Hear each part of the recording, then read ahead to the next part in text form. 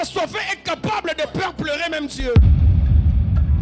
Dieu sait qu'il y a des gens qui l'aiment pour lui. Mais il y a des gens qui l'aiment pour ce qu'il est capable de faire. Il dit, est-ce que tu sais qu'il est possible que Dieu ne te donne pas ce que tu cherches? La Bible parle dans le livre des Hébreux. C'est par la foi que certains ont salué les promesses de loin. Je viens de dire à quelqu'un, le mariage que tu cherches, il y a des gens qui l'ont sans prier. Les enfants que tu cherches, qui les abandonnent dans des hôpitaux. L'argent que tu cherches, il y a des gens qui l'obtiennent sans même entrer en jeûne. C'est quoi la différence entre toi et quelqu'un qui a ce que toi tu cherches sans faire ce que tu fais? Si il faut réduire la vie chrétienne aux choses qu'on doit avoir, c'est que nous ne savons pas ce que nous cherchons. Qu'est-ce qui va pousser à quelqu'un qui a de l'argent de venir à l'église? Entre toi et quelqu'un qui a déjà tout, quelle est la prière que lui va faire? Parce que l'argent que tu cherches, lui, il l'a déjà. La promotion que tu veux avoir, lui, il l'a déjà. Le mariage que tu veux avoir, lui, il l'a déjà. Les enfants que tu cherches, lui, il les a déjà. Pour quelle raison maintenant tu restes avec Dieu? C'est comme ça que beaucoup d'entre nous, dès l'instant où Dieu nous donne ce qu'on cherche, on arrête de prier. Vous savez pourquoi? Parce que vous veniez devant Dieu à cause de ce qu'il devait vous donner. Est-ce que vous savez que certains problèmes que nous avons viennent de Dieu lui-même? C'est parce que Dieu sait que s'il te donne seulement le travail que tu veux avoir, dimanche va devenir un jour de sport. Donc Dieu, c'est par amour qu'il ne te donne pas ce que tu veux là. Jusqu'au jour où tu vas lui prouver que tu aimes le donateur plus que le don. Vous savez, à des moments Dieu fait des choses où il te demande ce qu'il t'a donné lui-même, pour la seule raison de voir la dimension de ton amour. Il dit à Abraham, viens me sacrifier Isaac. Et puis après il lui dit, maintenant je vois que tu m'aimes. Est-ce que l'église peut arriver au niveau de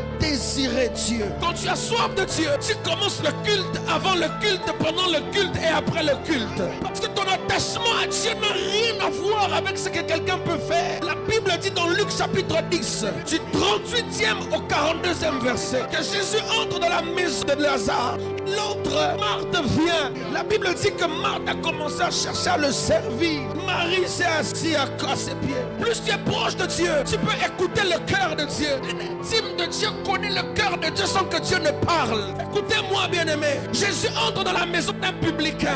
Et la femme Marie vient. Elle vient avec un vase d'albâtre qui renfermait un parfum. Marie prend le vase. Marie n'ouvre pas le vase. Marie brise le vase. Elle répand le parfum. Quand un assoiffé pose des actes, cela peut pousser les gens à avoir un gaspillage. Mais quand elle met le parfum, Jésus dit aux autres, ne commencez pas à l'importuner. J'aime ce qu'elle dit. Il dit, elle a d'avance embaumé mon corps en vue de ma sépulture. Donc Marie, elle a embaumé le corps de Jésus alors que Jésus n'était pas encore mort. C'est parce que quand tu es au pied de Jésus, il est possible que tu poses des actes pour un mort alors que tu le fais sur un vivant. En fait, Marie avait eu la révélation que Jésus mourrait. Elle a embaumé son corps alors que Jésus n'était pas mort. Et la Bible déclare, partout où on parlera de l'évangile, on parlera de cette femme. Je connais la femme à la perte de sang, mais son histoire s'arrête dès l'instant où elle a touché le pan de la robe. Je connais l'histoire de Anne, mais son histoire s'arrête dès l'instant où elle a eu Samuel. Mais Marie, je connais son histoire, mais on dit d'elle que partout on prêchera l'évangile, on parlera de cette femme. Pourquoi? Parce que la main de Dieu te limite dans le temps, mais le cœur de Dieu t'emmène jusque dans les générations. Je prie pour quelqu'un. Affectionne-toi au cœur de Dieu et la soif de Dieu. Je n'ai pas d'argent, mais non, côté. Et la Bible déclare, Jésus a dit, elle a d'avance embaumé mon corps. La raison pour laquelle, dans Matthieu 21, lorsqu'ils se sont levés pour aller au tombeau, Jésus n'était plus là. Vous savez pourquoi? Parce qu'on l'a déjà embaumé par une femme, même quand il était vivant. Quand ils sont venus au moment opportun, c'était trop tard. Il y a des moments opportuns qui sont trop tard, mais il y a des moments trop tôt qui sont des moments opportuns. Pour celui qui connaît le cœur de Dieu.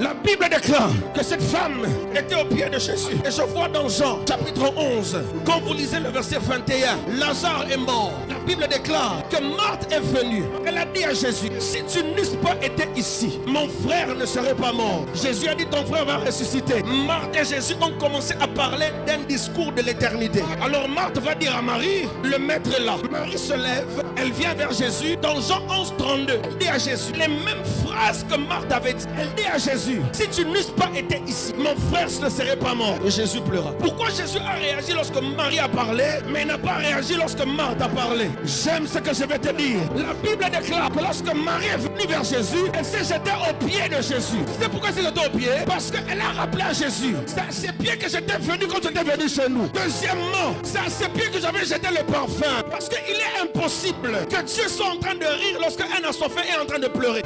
C'est impossible. Dieu peut supporter les larmes de Marthe, mais il ne peut pas supporter les larmes de Marie. Parce que Marie est au pied de Jésus. Quand elle pleure, Jésus pleure. La seule fois qu'un Dieu a pleuré dans la Bible, c'est lorsque une assoiffée est en train de pleurer. Parce qu'un assoiffé est capable de faire pleurer même Dieu. Parce qu'un assoiffé est capable de faire pleurer même Dieu. La Bible déclare que Moïse parlait à Dieu face à face, comme un homme parle à son ami. J'aime cette dimension. Mais la suite me dit une chose, qu'après Moïse sortait de la tente, mais Josué, fils de Nun, ne sortait pas de la tente.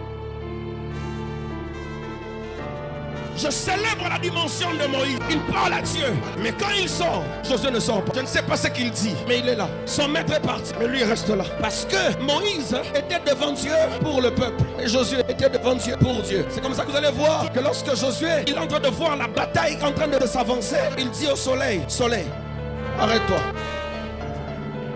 Parce que plus tu passes du temps dans la présence de Dieu, tu commences à voir même la voix de Dieu. Parce que le soleil a regardé. Il dit, je vois que c'est Josué, mais j'entends la voix de mon Créateur.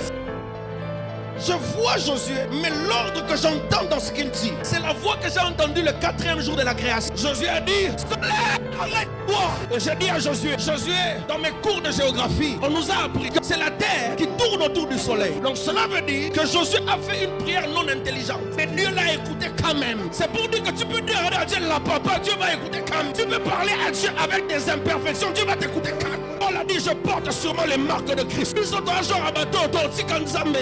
importe ce qui va arriver, notre affection n'est pas sur les champs de la terre. Notre affection est dans les champs d'en haut.